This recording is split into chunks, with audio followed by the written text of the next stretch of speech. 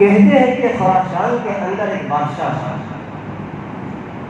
اس بادشاہ کو اپنے محل کو آگے سے بڑا کرنا تھا، لیکن اس کے محل کے آگے چھوٹی سی جھونپڑی تھی، اور اس جھونپڑی کے اندر ایک بوڑھی عورت رہتی تھی۔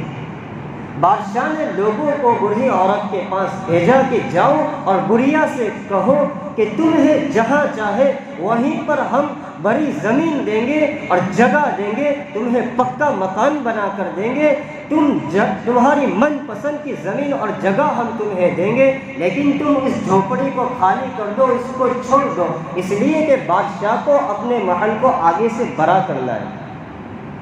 بڑھیا نے کہا کہ نہیں،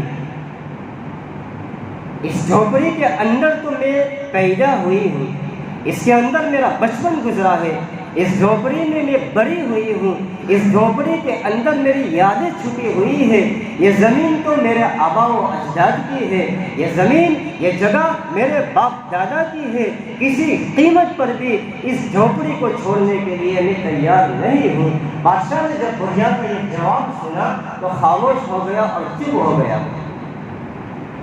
اتفاقاً بڑھیا کو کسی رشتہ دار کے یہاں جانا تھا اور وہ چلی گئی۔ لوگوں کو پتا چلا کہ بڑھیا گھر میں نہیں ہے، بادشاہ کے پاس آئے اور خبر دی کہ بڑھیا گھر میں نہیں ہے۔ بادشاہ نے کہا کہ جاؤ اس کی جھونپڑی کو اڑا دو، اس کی جھونپڑی کو گرا دو اور توڑ دو اور محل کا آگے کا حصہ بڑا کر دو۔ خیر ایسا ہی کیا گیا۔ ایک لمبے زمانے کے بعد بڑھیا واپس آئی اور اپنی کمزور نگاہ سے اپنی جھونپڑی کو تلاش کرنے لگی کہ میری جھونپڑی کہاں ہے۔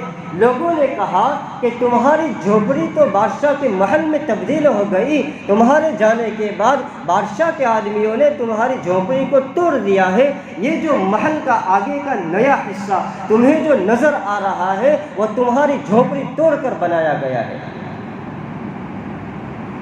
ایک دم اس بڑھیا نے آہ بھری اور آنکھوں میں آنسو آ گئے اور کہنے لگی بادشاہ کو میں نے منع کیا تھا کہ میری جھونپڑی کو مت توڑنا، لیکن بادشاہ نے توڑ دی۔ لوگوں نے کہا کہ تو یہاں نہیں تھی اس لیے بادشاہ نے تیری جھونپڑی کو توڑ دی۔ تو اسی وقت اس بڑھیا نے آسمان کی طرف نظر کی اور کہنے لگی اللہ میں یہاں نہیں تھی لیکن تو تھا نے، اللہ میں یہاں موجود نہیں تھی، تو یہاں موجود تھا، تو نے میری جھونپڑی کیوں توڑنے دی؟ میں ان کا مقابلہ نہیں کر سکتی تھی، لیکن جس سے تو یہ بڑے نہیں ہیں، تو کہاں تھا؟ بس اتنا کہنا تھا کہ ایک زلزلہ آیا اور پورا کا پورا محل تباہ و برباد ہو گیا۔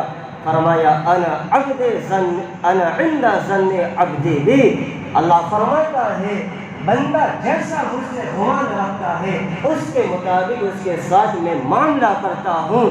بڑھیا کا یہ یقین تھا اور اللہ تعالیٰ کی ذات پہ اس نے یہ گمان رکھا تھا کہ میرا رب میری بات کو مانے گا، اور اللہ نے بات کو مان لی۔ بادشاہ نے ظلم کیا، فوری طور پر اللہ نے ظلم کا بدلہ دے دیا۔